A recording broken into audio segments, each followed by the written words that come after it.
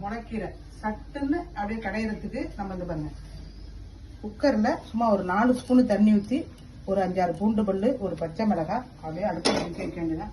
அப்படியே பச்சை நேரம் உண்ணாம இதை வதக்கிடலாம். ரொம்ப வேக விடக்கூடாது. டக்குன்னு ஒரு விசில் வந்ததும் எடுத்துடணும். விசில வந்து இப்ப போடக்கூடாது. ஸ்டீம் வரும்போது விசில் போடணும். 2 விசில் வந்துட்டு அப்படியே இறக்கி வச்சிருவோம். ஆனா வந்து இதை அப்படியே வைக்கக்கூடாது. லைட்டா கலக்கணும்.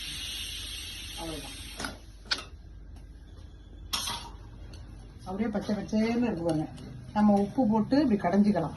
கொஞ்சமா உப்பு, அது கூட கொஞ்சம் திருவுன தேங்காய் எல்லாத்தையும் வச்சு நல்லா கடைஞ்சிக்கிட்டு காமிக்கிறேன். பச்சை நிறம் போகாம கடைஞ்சி வச்சாச்சு. குயிக்காவும் ஆயிட்டு வரணும். டக்குன்னு நம்ம வேக வச்சு கடையிறது கூட நல்லா உண்டு.